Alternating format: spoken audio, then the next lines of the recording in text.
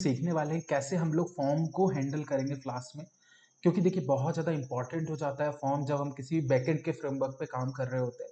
ठीक है, सिंपल सी चीज़ है कि फ्लास्क बेसिकली हमें फ्रंट एंड बैकएंड दोनों यहीं पे लिख रहे हैं, बट हाँ फॉर्म की अगर वैल्यूज़ को हम यूज़ नहीं करना सीखेंगे हमें बहुत ज़्यादा प्रॉब्लम होगी। सपोज मान लीजिए कि मैं सिर्फ वेब डेवलपमेंट या डेटा एनालिटिक, डेटा साइंस, किसी में भी अगर कोई भी वैल्यू आपको यूज़र से लेनी है, कुछ भी करना है, रजिस्ट्रेशन फॉर्म, लॉगिन फॉर्म या मॉडल्स को ट्रेन करने के बाद उसमें भाई इनपुट दोगे तभी तो आउटपुट देगा। तो ये सारी चीज़ें जब हम लोग करते हैं तो हमारे लिए फॉर्म बहुत ज़्यादा इंपॉर्टेंट हो जाता है।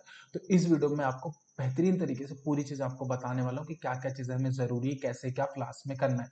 बट हाँ, एक चीज़ मैं आपको बता देता हूँ कि आप लोग वीडियो को लाइक और चैनल को सब्सक्राइब और कमेंट नहीं करते, ये चीज़ जरूर कर दीजिए, जिससे बेसिकली मुझे मोटिवेशन मिलता है ताकि मैं आप लोगों के लिए और भी वीडियोस क्रिएट कर सकूँ। सो मैं शुरू करता हूँ, ठीक है। अब देखिए नेक्स्ट हमें क्या करना है यहाँ पे कि सिंपल से मैं एक फॉर्म को क्रिएट कर लेता हूँ। मैंने एक फॉर्म क्रिएट किया है यहाँ पे, ठीक है। और फॉर्म के अंदर यहाँ पे बेसिकली एक्शन है, अभी सब बताऊंगा डिटेल में बिल्कुल क्या क्या सारी चीज़ें। पहले मैं इनपुट फील्ड बना लूँ और यहाँ पे सपोज मान लीजिए मैं प्लेस होल्डर के लिख देता हूँ सिंपल सी चीज़ है एंटर नेम, ठीक है। बेसिक रहेगा बट पूरा का पूरा आपको समझ में आ जाएगा। क्यों बेसिक है अभी, क्योंकि जैसे जैसे हम आगे बढ़ेंगे और इस क्लास की सीरीज की आप ये सारी वीडियोस को अगर देखना चाहते हो तो चैनल पे चले जाओ, वहाँ पे सारी वीडियोस आपको मिल जाएगी। चलिए अब यहाँ पे मैं करता हूँ एंटर नेम और बेसिकली अभी के लिए मैं इतना ही करता हूँ और लाइन ब्रेक करने के लिए मैं बी आर यूज़ कर लेता हूँ बेसिकली, ठीक है। और ऐसा ही मैं एक और बार करता हूँ, यहाँ पे दो फील्ड रहेंगे तो ज़्यादा अच्छा रहेगा। एक मैं ले लेता हूँ सपोज मान लीजिए एंटर ईमेल, फिर इसके बाद बेसिकली एक बटन आप ले लीजिए थे जिससे सबमिट करेंगे, बटन क्लिक, ठीक है। अब मैंने यहाँ पे ये चीज़ करी, अब आपको नेक्स्ट क्या करना होगा बात को समझना। जैसे ही इसमें आप वैल्यूज को रन कर देता हूँ, पहले प्रोजेक्ट को एक बार आप देख लो। जैसे ही इसको आप बेसिकली बनाएंगे, एक सेकेंड बस मैं इसको रन कर लेता हूँ।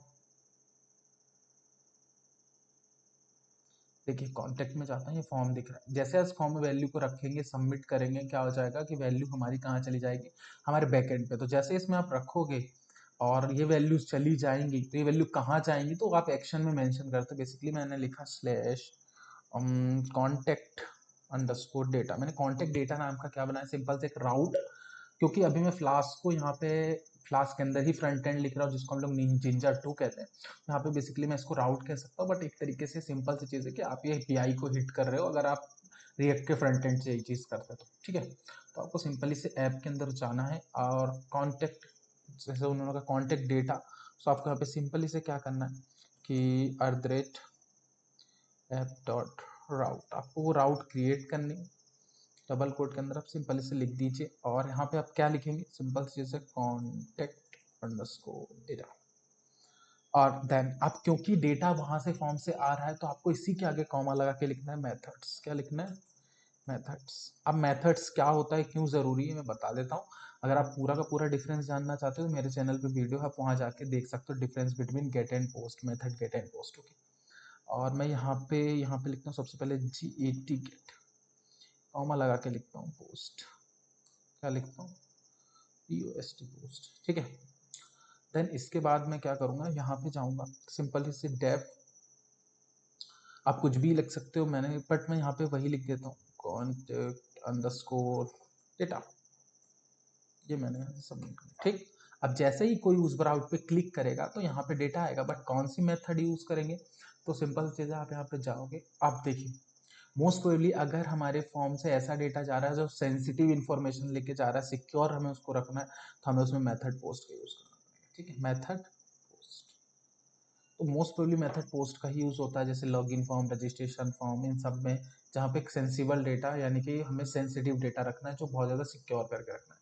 क्यों, क्योंकि जब हम मेथड पोस्ट यूज करते हैं तो डेटा बॉडी से पास होता है जो सेफ है, बट जब हम लोग गेट का यूज करते हैं तो डेटा यूआरएल से पास होता है जो अनसेफ है, जिसके बहुत सारे ड्रॉबैक हैं। और डिटेल में जानना चाहते हैं तो फिर से वही डिफरेंस बिटवीन की आप वीडियो देख सकते हो। अब यहाँ पे सिंपल सी चीज़ है, यहाँ पे मैं सिंपली से लिखूंगा अब कंडीशन इफ, सिंपल चीज़ है रिक्वेस्ट। अब रिक्वेस्ट की बारी आई तो रिक्वेस्ट डॉट मेथड। अब आपको क्या करना है कि अभी आपने यहाँ पे जैसे लिख दिया ना कि रिक्वेस्ट डॉट मेथड, तो आपको एक चीज़ ध्यान रखनी है कि ऊपर आपको रिक्वेस्ट जो है वो इंपोर्ट भी करना पड़ेगा यहाँ पे, ठीक है ना।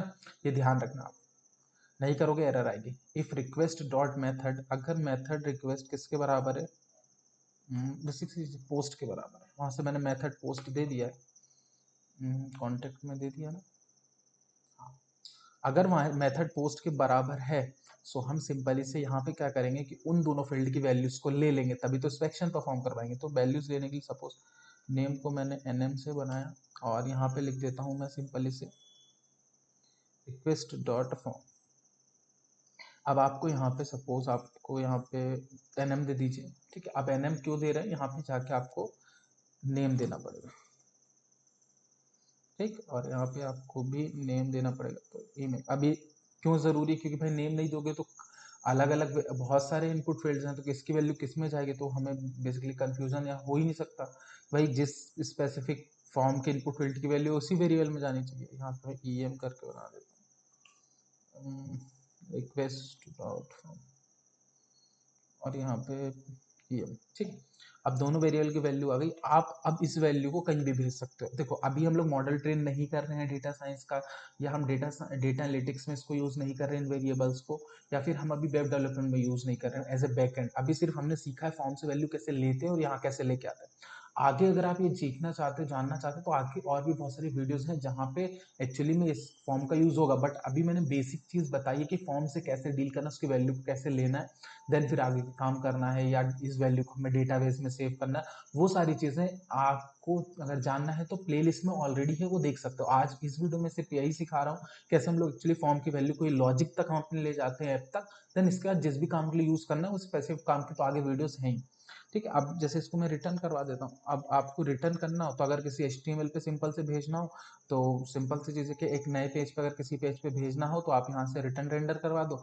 अभी मान लीजिए मुझे वैल्यू पेज पे नहीं भेजनी, क्योंकि वैल्यूज को पेज पे डायरेक्टली नहीं भेजते। वैल्यू हमने HTML फॉर्म से लिए तो इसको हम किसी न किसी स्पेसिफिक चीज़ से इंटरेक्ट करवाने के लिए, या तो डेटाबेस में सेव करने के लिए है, या मॉडल में इंटरेक्ट कराने के लिए, डेटा एनालिटिक्स या वेब डेवलपमेंट किसी न किसी चीज रीजन से लिया, तो उसको हम यूज कर सकते हैं। बट अभी देखने के लिए आप यहाँ पे रिटर्न करा सकते हो, और एक बार में दोनों वैल्यू रिटर्न नहीं हो पाएंगी, ठीक है। तो दिक्कत ये चली जाएगी। तो आप यहाँ पे सिंपल सी एक एक करके यहाँ पे रिस्पॉन्स को देख सकते हैं, ठीक है। अब टाइप करते समय यहाँ पे एरर आ गई थी तो फिर से रन कर लो python app.py लिख के, तो आपका प्रोजेक्ट रनिंग हो जाएगा। और यहाँ पे अब देखना, यहाँ पे मैं रिफ्रेश करता हूँ और जैसे मैं यहाँ पे वैल्यूज को सेव डालता हूँ, क्लिक करता हूँ, तो देखिए नेक्स्ट पेज ओपन हो रहा है जिसमें से वैल्यू बेसिकली क्या हो रही है, आ रही है, ठीक है।